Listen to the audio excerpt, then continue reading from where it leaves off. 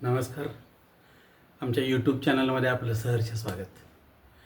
नेहमीप्रमाणे आपण आपल्याकडं आलेल्या काही पत्रिका आणि त्याबद्दलच्या वेदना घेऊन पालक किंवा प्रत्यक्षात जातक येतात. त्यात सगळ्यांचा आपण अभ्यास करून त्या आपण कशा अभ्यासल्या आणि त्यावरून सल्ला काय दिला या संबंधीचा आपण कायमपणे अभ्यास करत आलो आहोत. आजचा एक प्रश्न असा आहे की एका मुलीचं लग्न झालं, नाव करुणा. तिचे वडील आणि आई दोघं पण आलेले आहेत, मुलगी आलेली नाही आहे. साधारण त्यांच्यापुढे एक मोठा पेच प्रसंग आहे की त्या मुलीचं लग्न झालं आहे, 4 वर्ष झाली. 4 वर्षानंतरही आज तिला संतती नाही. मग गप्प बसले असतील का? नाही. खरं तर आज पालकांशी ही जोडपी खोटं बोलतात. म्हणजे नेमकं काय कळत नाही आहे बरं का. कारण आपण कोणाच्या बेडरूममध्ये वाकून बघू शकत नाही. म्हणून एकीकडं होत नाही ते म्हणतात आमचं प्लॅनिंग आहे. आता खरं तर प्लॅनिंग वगैरे काय असतं का नाही देव जाणे. दुसरं असं की सगळे प्रयत्न करूनही होत नाहीत म्हणल्यानंतर लोकांशी काय बोलणार. मग आमचं प्लॅनिंग आहे, होईल की, आत्ताच कशाला, गडबड नको, पुढे आहेच ना. हे अशी सगळी वाक्य जी असतात ती अशी पत्त्या टाकल्यासारखी तोंडावर टाकत असतात. प्रत्यक्षात ह्यांना पण हवं असतं, प्रयत्न करत असतात. जरी असं सगळं झालं तरी 4 वर्ष झाली. मग ह्यात सफर होतो कोण? मुलगी. तिला कुठल्या कार्यक्रमाला बोलवायचं टाळलं जातं, तिच्या हातात एखादं मूल द्यायचं टाळलं जातं, तिला हळदी कुंकाला टाळलं जातं. तर बघा, स्त्रियांची वैरी कोण आहे? स्त्रीच आहे.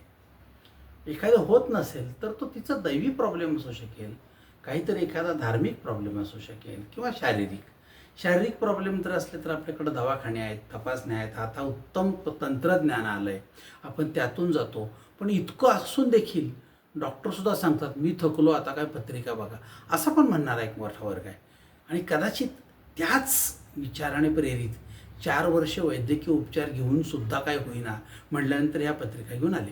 मग विचारलं मिस्टरांचं काय? तर नाही म्हणे, त्यांची तारीख जी आहे ती 1/6 अशी आहे, त्यामुळे ती म्हणतात की खरं नाही, खोटी आहे, त्यामुळे वेळ पण माहीत नाही आणि तारीख पण माहीत नाही. मग आता मागायचा प्रश्नच नाही काय. खूप लोकांचं आपल्याकडे 1/6 आहे. काय प्लॅनिंग आहे बघा, कळत नाही मला लोकांचं. 1/6 निम्मी वर्गातली मुलं आमच्या 1/6चीच आहेत. मग आता निसर्गाचं प्लॅनिंग का आईवडिलाचं का काय, ते कोणी चुकीचं लावलं आहे त्यांचं प्लॅनिंग, पण काहीतरी गोंधळ आहे. मग आता ह्यांच्या वेदना काय ह्या मुलीच्या? विवाहाला 4 वर्ष झाली, संतती नाही. मग विचारलं काय केलं? नाही, वैद्यकीय उपचार असूनही यश नाही. एका डॉक्टरांच्याकडं 2 वर्ष उपचार घेतले, पहिल्या 2 वर्षानंतर काही नाही. आता 2 वर्ष झाली ते उपचार थांबवले आणि दुसरा डॉक्टर बघितला आहे. आता त्यांना दाखवलं आहे, त्यांचं काय ते तपासण्या चालू आहेत. आता 2 दिवसात 3 दिवसात बोलवतील आणि परत त्यांच्या वेगळ्या अजून तपासण्या, त्याही इतक्या महागड्या. आणि औषधं साधारणपणे एका डॉक्टरांच्याकडे गेलो तर आपल्याला त्यांचे वैद्यकीय उपचार घ्यायचे झाले तर 1,00,000-1.5 लाखाच्या आसपास खर्च येतो.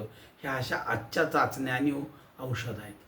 मग ते विकत घ्यायचं का मुलगा? होय, तशीच अवस्था आहे. ते तरी मिळायला पाहिजे.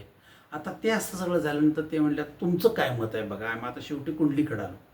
मग त्या आईचं मत असं होतं, संततीबाबत कुंडली काय सांगते? तिचा प्रश्न आहे, संततीबाबत कुंडली काय सांगते? म्हणजे आता आपल्याला अभ्यास करावा लागेल. परत दुसरा प्रश्न आहे, कुंडलीत संतती सुख आहे का? नाहीतर मग आम्हाला ते प्रयत्न बंद करायला हवे दवाखान्याचे.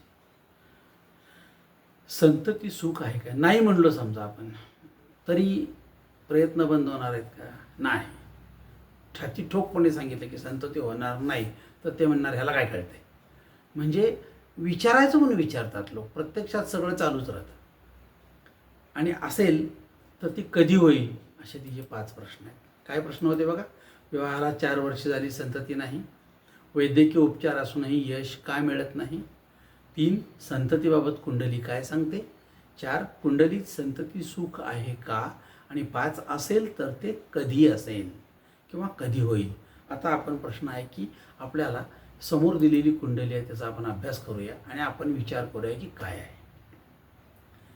बघा, 7/3/1991 ह्या करुणाचा जन्म आहे, गुरुवारचा. सकाळी 9:55 मिरजचा जन्म आहे. मिरजमध्ये जन्मली, तिच्या आजीचं गाव ते.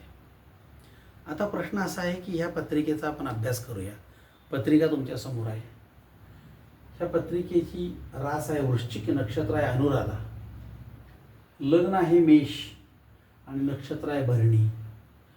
ह्या दोन्हीचा आपण अभ्यास केला लक्षात येईल की अनुराधा नक्षत्राची योनी आहे हरिण. म्हणजे मुळातच मानसिकदृष्ट्या अतिशय भिलेलं हे प्रकरण आहे. भित्रट स्वभाव आहे प्रत्येक गोष्टीचा. मग भित्रट स्वभावाचे परिणाम शरीरावर होतात सगळे आपल्या. दुसरं असं की मेष लग्न, नक्षत्र भरणी, साधारणपणे तिची योनी आहे गज. म्हणजे काय, ताकद असेलही पण अगदी शाकाहारी असणारा हा प्राणी अवाढव्य आहे. म्हणजे खात काहीच नाही, जिभेचे चोचले काय नाहीत, पण शरीर भलं मोठं व्हायला लागलं आहे. असं जर एखाद्याचं असेल तर त्याला गजयोनी असं म्हटलं जातं. मग या स्वरूपाची जर असेल तर मी सहज विचारलं त्यांना, मुलीचं वजन किती? ते म्हणले काही केलं नाही. असं कसं म्हणलं? दवाखान्यात नेलं म्हणल्यावर पहिल्यांदा वजन करतात. तर त्यांनी सांगितलं 86 किलो. मग मला सांगा, मुलीचं वजन जर एवढं असेल तर संततीचे प्रश्न 100% येणार. हे मी कशाला, डॉक्टरसुद्धा सांगतील ना. तरी पण ह्यांच्या मते सगळे प्रयत्न केले, वजन पण कमी करायचा प्रयत्न केला, जिम लावला, सगळं केलं, तोंडावर कंट्रोल नाही. त्यामुळं होतंय कसं, ते कंटिन्यू तसंच राहिलं. मग आता अजून एक ह्याच्यामध्ये दोष आहे की अनुराधा नक्षत्रासोबत तिचं विष्टीकरण आहे पत्रिकेमध्ये. विष्टीकरण ह्याचा अर्थ मनोविकृती हा प्रकार येतो. सांगितलेलं न ऐकणे, आपलंच खरं करणे. समोरच्याचं सगळं सांगितलं असेल तर हो म्हणणे आणि पुन्हा आपलंच खरं करायचं आणि त्यालाच वेड्यात काढायचं. हे सगळे विष्टीकरणाचे दोष असतात. त्यामुळं सुद्धा आपल्याला या सगळ्याला सामोरं जावं लागतं. आता ही पत्रिका काय बघूया आपण. ही पत्रिका अशी सांगते इथं की प्रथम स्थानात काही नाही, द्वितीय स्थानामध्ये मंगळ शत्रू घरात आहे, तृतीय स्थानात काय नाही, चतुर्थ स्थानात गुरु उच्च कर्क राशीमध्ये आणि केतू आहे, पंचमात काय नाही, षष्ठात काय नाही, सप्तमात काय नाही, अष्टमामध्ये चंद्र नीचेचा आहे. चंद्र नीचेचा असणं म्हणजे काय, मानसिकदृष्ट्या गोंधळ होणे, भीती असणे पोटामध्ये, शरीरावर त्याचे परिणाम होणं, प्रत्येक गोष्टीची भीती. मग ती लग्नाची असो, त्या विवाहाची असो, त्या बेडरूमची असो, संतती झालीच तर त्या काही आपण ज्याला म्हणतो की 16 पडतात, मग मला संततीच नको, मुलं एवढं दमवतात, एवढं मोठं प्रॉब्लेम येतो त्याला. ह्या सगळ्या गोष्टीची जर आपण भीती घेतली तर ती संतती होणारच नाही, आपल्याला होणारच नाही. कोणीतरी बघा आपल्याकडं, ते साधारण मुंज ज्या मुलाची असते त्या मुलाला सगळे भेटले की मांडी कापून त्यात बेडूक घालणार आहे. तोंड गप बस ना बाबा, ठेव ना. चुकीचं काहीतरी सांगून त्या मुलाला भीती घालायला लागला म्हणजे फोबिया. कारण नसताना चांगल्या माणसाच्या मनामध्ये भीती घालून ते मलिन करणे हा गाढवपणा शूद्रवर्णी लोक करतात. काय गरज आहे, काय गरज आहे का? पण आपल्याला ही परिस्थिती आणता येते आणि मग आपण वेड्यासारखं बोलत राहतो आणि त्याला मज्जा नाही, त्या माणसाच्या मनाचा विचार केला नाही. मग असं जर आपण विचार केला तर चुकतं कुठतरी आपलं. आपण 10 वेळा विचार करायला पाहिजे. चंद्र षष्टमात आला की साधारणपणे माणूस जो आहे तो कुंकवत होतो मनानं. बारक्यासारख्या गोष्टीमुळे त्याला ढासळलं जातं, रडायला लागतो आणि त्याला त्याचा मनाला लागलेला परिणाम आयुष्यभर भोगावा लागतो. या भाग्योदय स्थानामध्ये हर्षल आहे, कर्मस्थानामध्ये राहू आणि शनी, स्वतःच्या राशीमध्ये राहू शनी आहे. या लाभस्थानामध्ये बुध आणि रवी मात्र शत्रू घरामध्ये आहे. कारण काय, तर तो कुंभ राशीमध्ये आहे. आणि व्ययस्थानात मीन राशीमध्ये शुक्र हा उच्चीचा. अशी पत्रिका दाखवते. आता आपण बघूया की ह्या पत्रिकेमध्ये आपल्याला ह्यांनी सांगितलेला प्रश्न होता संतती होईल का. तर आपल्याला काय बघायचं आहे, आपण पत्रिकेमध्ये काय शोधणार. मग आपल्याला लक्षात येणार की आपण काय शोधणार याच्यामध्ये. तर मी इथं लिहिणार तर काय शोधणार आहे ते. यामध्ये एक प्रथम स्थान बघावं लागेल आपल्याला, कारण ह्यामध्ये व्यक्तिमत्व कळतं. त्यानंतर पंचम स्थान बघावं लागणार, 5 म्हणजे साधारणपणे संततीचं स्थान मानलं जातं ते पंचम स्थान. त्यानंतर 7 सप्तम स्थान, वैवाहिक सौख्य कसं आहे. तेच नसेल तर संतती येणार कुठली. आणि ह्या सगळ्याचा लाभ होतोय का मला, हे जर बघायचं असेल तर मला 11 नंबरचं स्थान बघावं लागेल. म्हणजे मला 1, 5, 7 आणि 11 4 स्थानांचा अभ्यास करावा लागेल. मग तो कदाचित पुढं मागे असेल. प्रथम आता आपण काय बघूया, प्रथम स्थानाचा अभ्यास मला काय सांगतो. म्हणजे प्रथम स्थान म्हणजे काय, तर ह्या स्थानामध्ये मला काय दिसतं. आता प्रथम स्थानामध्ये काय आहे, तर हा मेष राशीचा 1 अंक आहे. ह्याचा स्वामी मंगळ हा कुठं आहे? धनस्थानामध्ये, तो शत्रू घरामध्ये आहे. मंगळ म्हणजे ऐश्वर, धनस्थानात शत्रू घरात गेला म्हणजे काय? तर धन जे आहे ते आमचं तो घालवतोय, कमी करतोय, ऐश्वर्य कमी करतोय. म्हणजेच पोर विकत घ्यायला पाहिजे आम्हाला, पोर विकत घ्यायला पाहिजे. मग आता हे अनुराधा नक्षत्र जे आहे ते कसलं आहे? हरिनियोनीचं आहे.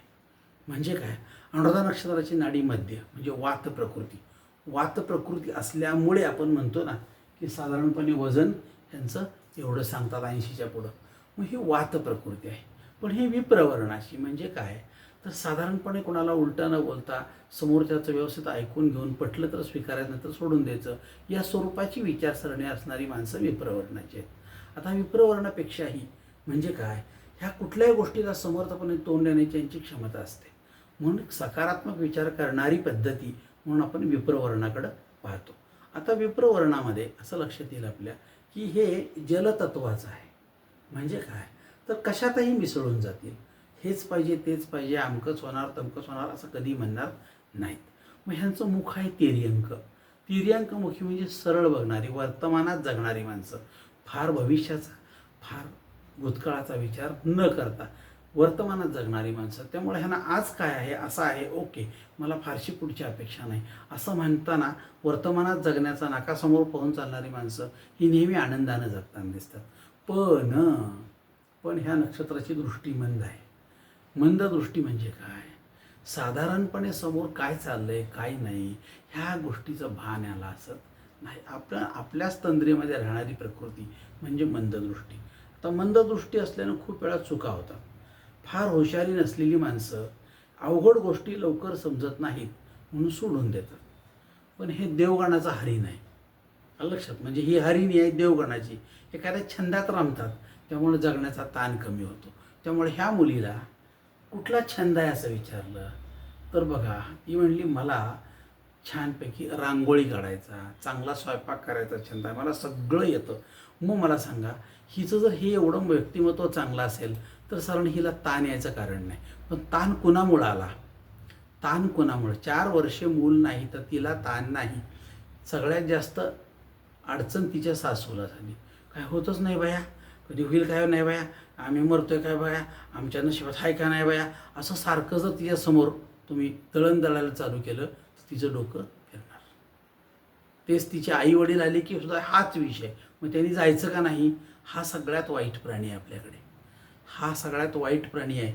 कधी कुठं बोलावं काय बोलावं याची सतत विवेकबुद्धी नसलेला, आणि आपण काय बोलतो ह्याचे परिणाम काय होतील, आणि मी सहज बोलून गेलो बाया. अगं बाया, सहज बीज काय नाही, चॅप्टर आहेस. कुठं काय किती काय बोलावं ह्याचं तुला भान नाही.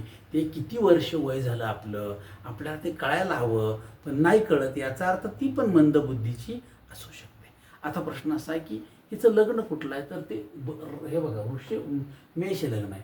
मग मेष लग्न आहे जर बघितलं आपण तर मेष लग्नामध्ये हे नक्षत्र आहे भरणी. भरणी नक्षत्र हे जे आहे ते ह्या गजयोनीचं नक्षत्र आहे.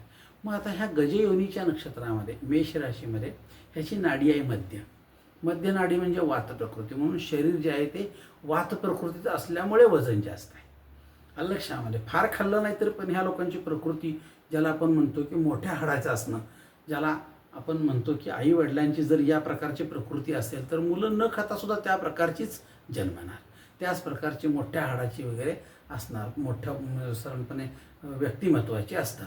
त्यामुळं आपण त्यांना तसं म्हणू शकत नाही की हे असं कसं काय, तर ह्याला आपण हेरिडिटी असा एक शब्द वापरू शकतो. आता प्रश्न असा आहे की हे मेष रास आहे ती क्षत्रिय वर्णाचे आहे, आणि बघा हे दोन व्यक्तिमत्व वेगवेगळ्या स्वरूपाचे आहेत. वृश्चिक रास आहे ही जलतत्वाची आणि क्षत्रिय वर्णाची मेष रास. आता ही मेष रास क्षत्रिय वर्णाची आणि ही आहे ती विप्र वर्णाची, दोन्ही एकमेकाच्या विरोधात आहेत. म्हणजे बघा हे अग्नी आणि हे पाणी एकत्र आहेत. कसं ठेवायचं अग्नी आणि पाणी एकत्र सांगा मला तुम्ही. अग्नी आणि पाणी एकत्र ठेवलं तर एक काय तर कमी होईल, दुसरं आटून जाईल. दोन्ही गोष्टी अडचणीच्या आहेत. त्यामुळं उन्हाळ्यामध्ये तळी काढतात, त्याचं कारण ते आहे. अग्नी आणि पाणी एकमेकाचे शत्रू आहेत. त्यामुळे ह्यांचं मानसिक संतुलन नीट राहत नाही. जरा चांगला शांत आहे, जरा पेटवलं म्हटलं की झालं, तापलं बघा, तापलं म्हटलं की सगळ्यावर काव काव काढलाच, आणि मग सगळ्यावर ताव काढला की पुन्हा म्हणायचं या अशी का वागते. म्हणजे सगळीकडनंच प्रकार आपल्याकडं वाईट आहे. आता हे अग्नितत्वाचे आहे, अधोमुखी आहे ही मात्र प्रत्येक वेळी मागचं सगळं काढत बसणार आहे. भरणी नक्षत्र आणि मागचं सगळं काढलं की पुन्हा भांडणाला वादाला सुरुवात झाली म्हणायचं. पण हे नक्षत्र जे आहे त्याची दृष्टी मात्र चिबीट आहे. म्हणजे काय, हे लोक धूर्त असतात. धूर्त म्हणजे काय, तर आपल्याला गरज असेल, आपल्याला त्रास होणार असेल तरच बोलायचं, त्रास होणार नसेल तर बोलायचं नाही. खोबरं तिकडं चांगलं असं ज्याला म्हणतात ना, ते यांचं आहे. यांचा निश्चित असा विचार नसल्यामुळे यांचे प्रॉब्लेम असे आहेत की विचार निश्चित नसल्यामुळे प्रत्येक वेळी लोकांना विचारत बसतात आणि लोकांना विचारलं की त्यांच्याकडून मिळणारी उत्तरं ही आपल्याला उपयोगाची नसतात. म्हणून पंचायत आहे. मग आता आपण बघूया ह्याची महादशा कोणती होती. आपल्याला लक्षात येईल की ह्यांची महादशा कोणती आहे. बघा, जन्मतःच शनीची महादशा घेऊन हे नक्षत्र जन्मतं. अनुराधा जन्मतःच शनीची महादशा म्हणजे आनंद घेऊन जन्मतं. मग आनंद असेल तर तो कधी 19 वर्ष म्हणजे 3/1991 मार्च 1991 ते जुलै 2002 पर्यंत ह्या साधारणपणे 91 पासून जर बघितलं तर हे 10 ते 10 साधारणपणे एवढे वर्ष 91 ते 2000 आणि पुढे 2 म्हणजे 11-12 वर्ष ह्या लोकांना शनीची महादशा होती. आता शनीच्या महादशेनंतर यांची बुधाची महादशा सुरू झाली 17 वर्ष, ती 2002 ते 2019. 2002 ते 2019 हे उत्तम चाललं होतं. मात्र केतूच्या महादशेमध्ये हिचा विवाह झाला. म्हणजे आत्ता 2026 दाखवतात, त्यांचं जे आहे ते विवाह 2022चा आहे. बघा, 2022 मध्ये लग्न झालं. मे 2022च्या आसपास काहीतरी लग्न झाल्यास तारीख सांगतात. आता प्रश्न असा आहे की केतूच्या महादशेमध्ये लग्न झालं. आपल्या पत्रिकेमध्ये केतू कुठं आहे, तर तो चतुर्थ स्थानात आहे. मग तो सुख देणार का, अवघड आहे. सुख देत नाही. केतू म्हणजे कोण, हा एक प्रश्न आपल्यासमोर मोठा आहे. संततीचा कारकग्रह जरी बुध असला, गुरु असला, तरीसुद्धा केतू हा तुमच्या कुळाची उन्नती करणार आहे. मग ती कुळाची उन्नती होईल का नाही हे तो तुम्हाला ठरवून देतो. पण तो कर्क राशीत असेल तर त्याची फळं कमी मिळतात. त्यामुळं आपल्याला त्याची फळं कदाचित कमी असतील. आपण त्या गोष्टी या बघणार आहोत तिन्ही पण. आता प्रश्न असा आहे की आत्ता केतूची महादशा चालू असल्यामुळे संतती अजून 4 वर्षे झालेली नाही आहे. पण ही केतूची महादशा 7/2026 म्हणजे आत्ता चालू आहे 5/2026 2 महिन्यात संपते. आणि 2 महिन्यात संपली की साधारण केतूची महादशा संपल्यानंतर ह्यांची महादशा जी आहे ती शुक्राची सुरू होते. केतूच्या नंतर शुक्राची सुरू होणार, बरोबर आहे. मग आता ही शुक्राची महादशा आहे ही 20 वर्ष आहे. ह्या 20 वर्षाच्या कालावधीमध्ये तुम्हाला निश्चितपणे संतती होईल. मग त्याने आपल्याला प्रश्न विचारल्या, प्रश्नामध्ये काय होतं, संतती होईल काय, होय. कधी होईल, साधारणपणे 7/2026 म्हणजे ऑगस्ट महिन्यानंतर संततीचे योग संभवतात. म्हणजे 2-3 महिने थांबा, वाट बघा, गडबड करू नका, अजून 10 डॉक्टर पुजू नका असं मी त्यांना सांगितलं. तरी पण शेवटी तो प्रश्न तिच्या सासरच्या लोकांचा आहे.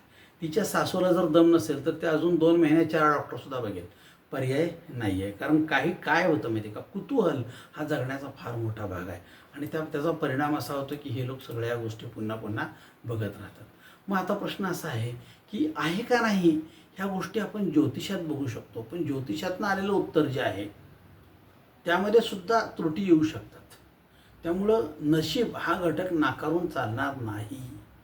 नशीब हा घटक नाकारून चालणार नाही. ती म्हणली आमच्या त्या लोकांचा नशिबावर विश्वासच नाही.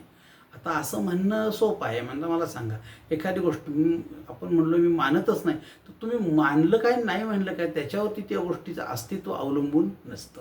आहे काय नाही काय ह्याचं अस्तित्व तुमच्या मान्य आणि न मान्यावर अवलंबून नाही. ते आहे ते आहेच, नाही ते नाही. त्यामुळे नशीब हा घटक नाकारून चालणार नाही. दुसरं असं की तिच्या पत्रिकेमध्ये मी सांगितलं की विष्टीकरण शांती आहे. आम्हाला सांगितलीच नाही, आम्ही केली नाही. त्यामुळे मी त्यांना सल्ला दिला की विष्टीकरण शांती करून घ्या. एक दुसरं असं की विष्टीकरण शांती केल्यामुळे हिची मनोविकृती जी आहे ती कमी होऊन हिच्यामधला फोबिया 100% कमी होईल. आता प्रश्न असा आला की आपल्याला ह्यात काय काय बघायचं आहे. याच्यामध्ये आपण बघणार आहोत की अष्टम स्थान जे आहे त्या अष्टम स्थानामध्ये मला हा जो चंद्र दिसतो हा नीचेच आहे. ह्यामुळं मनामध्ये भीती निर्माण होते. मग ती विष्टीकरणामुळं दृढ होते. त्यामुळे ती भीती कमी झाली पाहिजे. आता अजून एक म्हणजे काय, तर साधारणपणे ह्या पत्रिकेमध्ये हा जे चतुर्थ स्थान आहे त्या चतुर्थ स्थानाचा पुन्हा एकदा आपण काय विचार करतोय, तर ह्यामध्ये गुरु केतू युती आहे. याला चांडाळ योग असा शब्द आहे. चांडाळ योग. हा चांडाळ योग तुम्हाला चांगलं आणि वाईट यांचं मिश्रण म्हणजे काय, एक अतिशय हुशार मुलगा आणि अतिशय ढ मुलगा जर आपण एखाद्या अभ्यासाला किंवा कशाला बसवले, तर त्या बुद्धिमत्ता जास्त असलेल्या मुलाला त्याला सांगणं सोपं जाणार, कारण त्याला त्याच्याबरोबरनं पळायचं नाही आहे. आणि जे ढ आहे त्याला 10 वेळा सांगून कळणार नाही, यांची मैत्री टिकणार नाही आहे. त्यामुळे ही मैत्री झाली तर ती अवघड होणार आहे दोघा नाही. त्यामुळं गुरु केतू युती चांडाळ योग म्हणजे काय, चुकीच्या 2 लोकांची मैत्री होणे. चुकीच्या 2 लोकांची मैत्री होणं म्हणजेच काय, तर चांडाळ योगामध्ये हे जे स्थान आहे हे यशाचं स्थान आहे. यश, चतुर्थ स्थान आम्हाला यश देतं. मग संततीत यश मिळणार नसेल तर त्याचं कारण गुरु केतू युती. कारण गुरु जरी उच्चीचा असला कर्क राशीमध्ये, कर्क राशीमध्ये गुरु उच्चीचा आहे, तरीसुद्धा हा आपल्याला फळं देणार नाही. का, तर तो केतू बरोबर आहे. आणि केतू बरोबर असलेला गुरु उच्चीचा म्हणजे संततीचा कारकग्रह असून सुद्धा आपल्याला फळ मिळणार नाहीत. ह्याची कारणं पण आहेत. आता केतूचा जप आणि हवन करायला हवंच. कारण काय, तर केतू जरी संपला तरी तो तुम्हाला त्रास देणार आहे. म्हणून विष्टीकरण शांती करा, चंद्राचा जप करा. असं अजून एक काय, केतूचा जप करा आणि त्याचं हवन करा, तर तुम्हाला तुमच्या या कुळाशी उन्नती होण्यासाठी संतती मिळेल. आता हे का असं आपण म्हणतो, तर चतुर्थ स्थानामध्ये जर गुरु आला कुठल्याही आणि तो कर्क राशीत आला तर काय होतं, हरिश्चंद्राची जर आपण पत्रिका बघितली तर असं पुराणांमध्ये सांगितलं गेलेलं आहे. काय, हरिश्चंद्राच्या चतुर्थातील गुरुमुळे त्याला वनवास भोगावा लागला. मग आपल्याला सांगा, 4-5 वर्षे जर समजा संतती नाही असं जर झालं तर त्या स्त्रीला हा एक प्रकारचा वनवासच आहे. हा वनवासच आहे. सगळे माझ्याबरोबर आहेत पण मला विनाकारण ते सांगतील ते डॉक्टर, सांगतील त्या तपासण्या, सांगतील तेवढा पैसा होता आणि सगळं काय म्हणतील ते बोलून घ्या, हा सगळा वनवासच आहे एक प्रकारचा. वनवास म्हणजे वनात जावं लागतं अशातला भाग नाही आहे. घरामध्ये सुद्धा वनवास असू शकतो. मग त्याचाच तो प्रकार आहे, वनाचा वास नव्हे. इथं आपल्याकडं घरात देखील म्हणजे माणसाला वनवास मिळू शकतो. आता आपण या पद्धतीनं जगायला लागलेलो आहोत. आता चतुर्थात जर बघितलं तर हा गुरु जो आहे तो सुद्धा अडचणीचा आहे. लक्षात घ्या, आपण एवढं बारकाई बघत नाही. हा गुरु पुष्य नक्षत्रात येतो तेव्हा तो अगदी वाईट फळ देतो. चतुर्थामध्ये जर गुरु पुष्य नक्षत्रात आला तर तो वाईट फळे देतो. पुष्य नक्षत्रामधला गुरु हा तुम्हाला वाईट फळ देतो. पण एकीकडे म्हणतो आपण गुरुवारी पुष्य नक्षत्र आलं की गुरुपुष्यामूर्ती योगावर सोनं घ्यावं, पण इथं काय होतं, तुमच्या सोन्याचं लोखंडाची वेळ येते. त्यामुळे चतुर्थ स्थानामध्ये पुष्य नक्षत्रात येणारा गुरु जर असा आमचा असेल तर तो आम्हाला वाईट फळ देतो, संतती सुख देत नाही. म्हणजे जरी उद्या संतती झाली, दिवस गेले आणि बाळ झालं तर ते चांगलं मिळेलच, चांगलं होईलच याची सुद्धा शाश्वती नाही. पण आपण त्यांना बोललो नाही.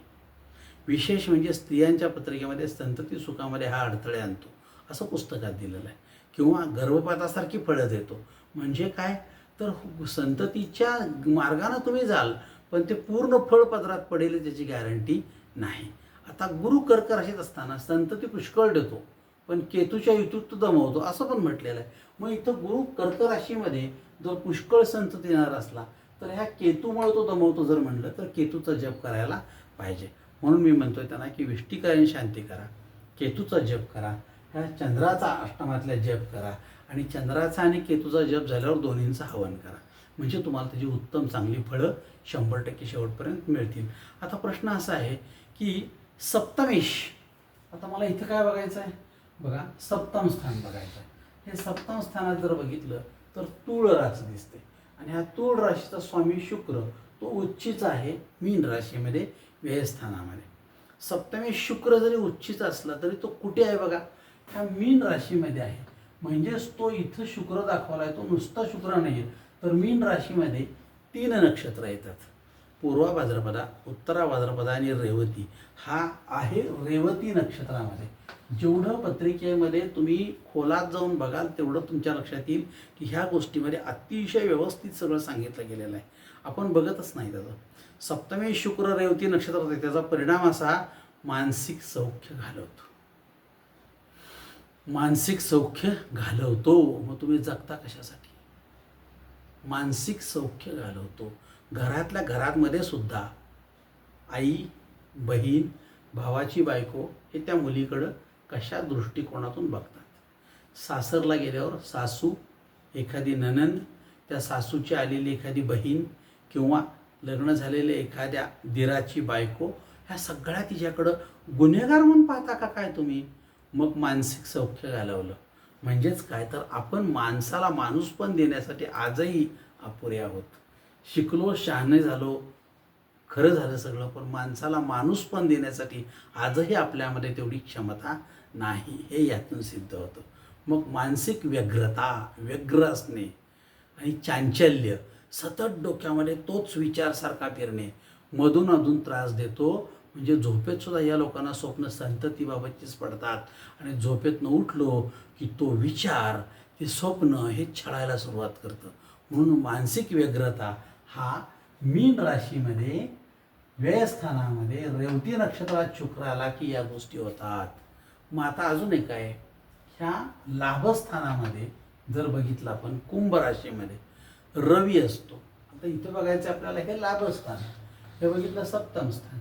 ह्या लाभस्थानामध्ये रवी आहे, तो शत्रू घरात आहे. शनीच्या राशीमधला म्हणजे शत्रू घरातला रवी.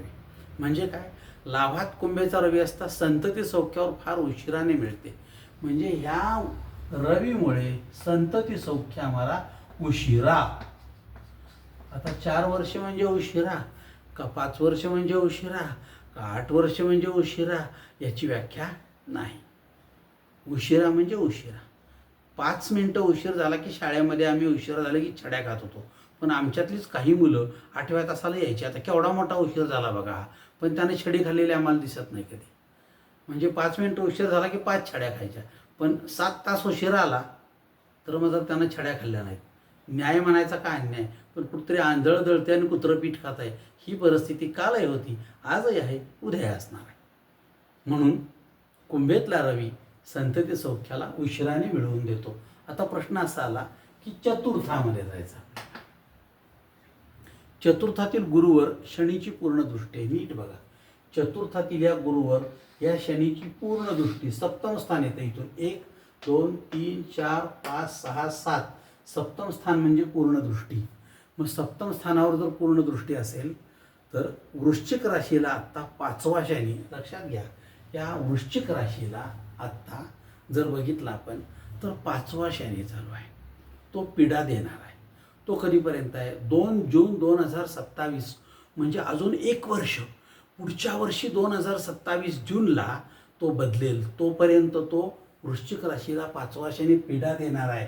मग तो जर ह्या गुरुला पीडा देणार असेल तर संतती, मी जरी म्हणत असलो तुम्हाला की या 726 नंतर होईल, तरीसुद्धा 727 पर्यंत तो लांबू शकेल. म्हणजे समजा गृहीत धरा की आत्ता 726 नंतर 1-2 महिन्यानं दिवस गेले, तरीसुद्धा ती संतती होण्यासाठी वर्ष लागणारच ना आमचं.